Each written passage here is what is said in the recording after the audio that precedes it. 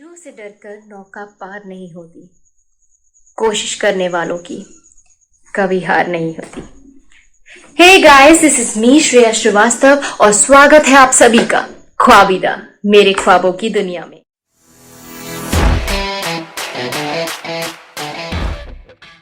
आपने काफी जगह ये लाइन सुनी होंगी, कभी स्कूल में आए अपने चीफ गेस्ट से, तो कभी खुद अपने अध्यापकों से। काफ़ी लोगों को मोटिवेशन भी मिलती है इन लाइंस को सुन के। इस कविता ने बहुत सारी लोकप्रियता हासिल करी और अभी काफ़ी टाइम से देखा जाए तो काफ़ी सारे व्हाट्सएप ग्रुप्स और अलग अलग फोरम्स में ये बहुत ज़्यादा फॉरवर्ड की जा रही हैं। जब से श्री अमिताभ बच्चन जी, श्री हरिवंश राय जी के बेटे और एक विश्व प्रसिद्ध कलाकार, उन्होंने अपने एक पॉपुलर टीवी शो कौन बनेगा करोड़पति पे ये कविता सुनाई थी। काफ़ी लोगों को तो ये भी लगता है कि असल में ये कविता गुलजार साहब की है। मुझे खुद नहीं पता था कि ये कविता किसने लिखी। मुझे भी लगता था कि ये हरिवंश जी की कविता है, मगर अगर आप उनके बाकी पोएम से कंपेयर करें तो आपको पता लगेगा कि उनका वे और स्टाइल काफ़ी डिफरेंट है। This one is quite different from others. तो ये कविता किसकी है? असल में ये कविता 70s के प्रसिद्ध लेखक श्री सोहन लाल द्विवेदी द्वारा लिखी गई है। अगर आप भी मेरी तरह अनजान थे इस बात से कि आपको पता था, तो हमें प्लीज तुरंत के तुरंत कमेंट सेक्शन में बताइए। गई सो बात गई, जो बीत गई सो बात गई।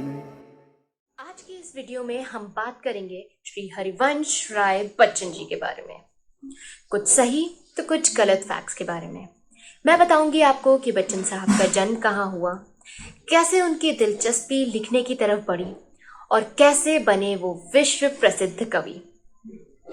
और साथ ही मैं सुनाऊंगी उनकी कुछ अनोखी रचनाएं जो कि मेरी सबसे ज़्यादा पसंदीदा है।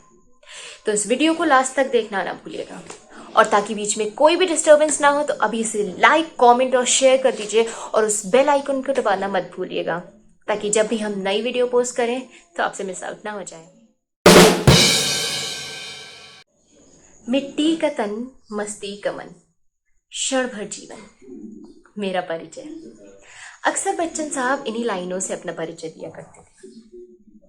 तो बच्चन साहब का जन्म बाबूपत्ती नाम के गांव में 27 नवंबर सन 1907 में हुआ। सन 1941 से लेकर 1957 तक बच्चन साहब ने इलाहाबाद यूनिवर्सिटी के इंग्लिश डिपार्टमेंट में पढ़ाया। फिर अगले 2 साल उन्होंने कैम्ब्रिज यूनिवर्सिटी से WB ईट्स पर PhD करी और इसी के साथ बच्चन साहब कैम्ब्रिज यूनिवर्सिटी से इंग्लिश लिटरेचर पे डॉक्टरेट करने वाले दूसरे भारतीय बने। तो ये बात काफ़ी लोगों को पता होगी, बट काफ़ियों को नहीं भी पता होगी। तो बात कुछ ऐसी है कि बच्चन साहब का असली नाम श्री हरिवंश राय बच्चन नहीं, बल्कि श्री हरिवंश राय श्रीवास्तव था। मगर जब उन्होंने लिखने की शुरुआत करी उस टाइम में उन्होंने अपना पेन नेम बदल के बच्चन कर लिया। आपको बच्चन साहब का काम काफ़ी सारी हिंदी फिल्मों में भी देखने को मिलेगा, जैसे कि 1990 में आई अग्निपथ, जिसमें श्री अमिताभ बच्चन जी ने ही मुख्य किरदार निभाया था। उसमें आपको उनकी रचना अग्निपथ देखने को मिलेगी। अग्निपथ, तू ना थकेगा कभी, तू ना थमेगा कभी, तू ना मुड़ेगा कभी, कर शपथ। फिर जब 2012 में अग्निपथ का रीमेक हुआ, जिसमें ऋतिक रोशन ने मुख्य किरदार निभाया था, उसमें भी आपको अग्निपथ देखने को मिलेगी। एक पथ छांव भी मांग मत, मांग मत, अग्निपथ, अग्निपथ, अग्निपथ। अमिताभ बच्चन और रेखा स्टारर्स सिलसिला में भी आपको रंग बरसे एक होली के गाने की तरह देखने को मिलेगा। अरे रंग बरसे भीगे चुनर वाली, रंग बरसे,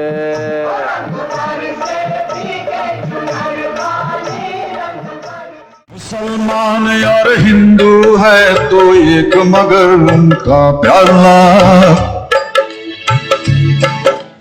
मुसलमान और हिंदू है दो एक, मगर उनका प्याला एक, मगर उनका मदिरालय एक, मगर उनकी हाला।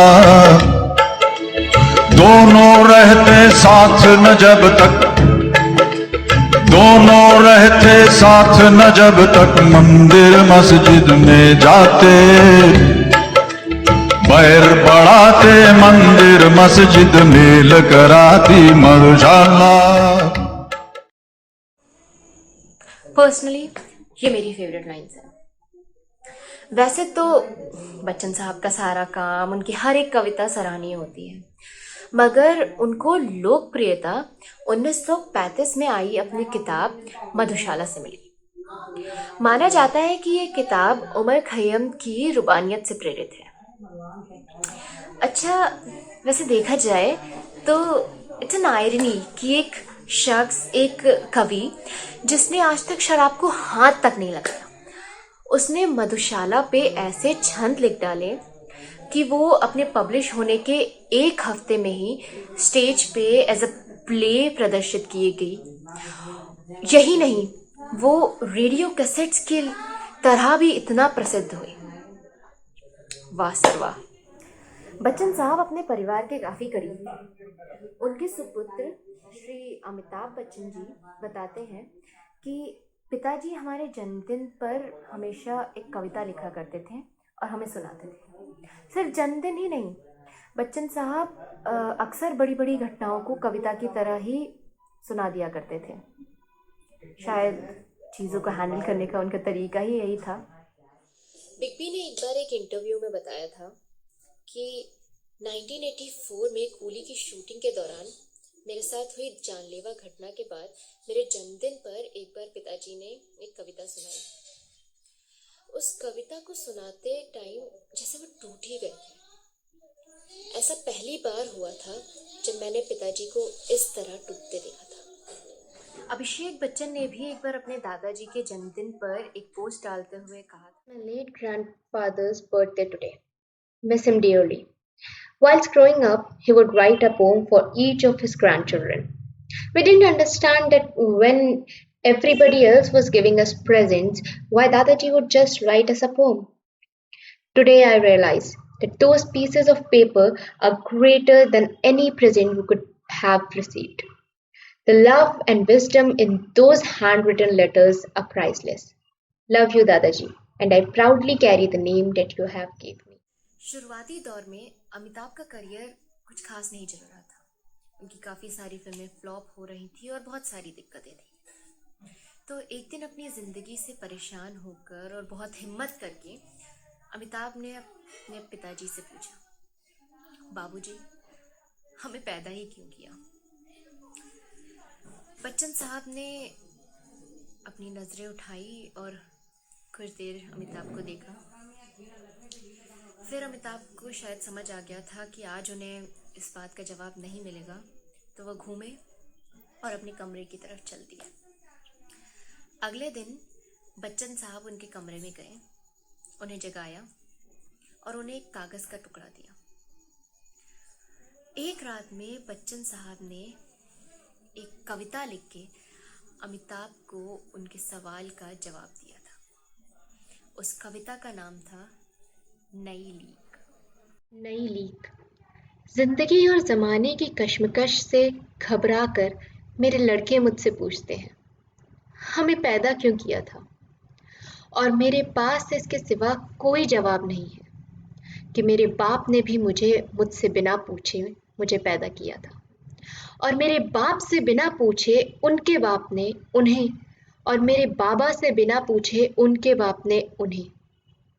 जिंदगी और ज़माने की कश्मकश पहले भी थी, अब भी है, शायद ज़्यादा, आगे भी होगी, शायद और ज़्यादा। तुम ही नई लीक धरना, अपने बेटों से पूछ कर उन्हें पैदा करना, अपने बेटों से पूछ कर उन्हें पैदा करना। 18 जनवरी सन 2003, 95 साल की उम्र में बच्चन साहब का रेस्पिरेटरी एलिमेंट्स के कारण देहांत हो गया। और इस विश्व में एक अनमोल रत्न खो। डूब गया तो डूब धर्मवीर गया। भारती भी कहते हैं कि कालजयी काव्य कृतियों के रचनाकार हरिवंश राय बच्चन हिंदी के 1000 वर्षों के इतिहास में पहले ऐसे कवि और साहित्यकार हैं जो अपने बारे में सब कुछ इतनी बेबाकी, साहस और सद्भावना से बयां कर देते हैं। जो छूट गए फिर कहाँ मिले, पर बोलो टूटे तारों पर कब अंबर शोक मनाता है। जो बीत गई सो बात गई, जो बीत गई सो बात गई। तो गाइस, आई होप आपको आज की ये वीडियो पसंद आई हो, और अगर पसंद आई हो तो लाइक और सब्सक्राइब करना मत भूलिएगा, और हमें कमेंट करके बताइए कि नेक्स्ट वीडियो में आप किस शख्सियत के बारे में जानना चाहेंगे। तब तक के लिए this was me, Shreya Srivastava, signing off. Thank you for watching.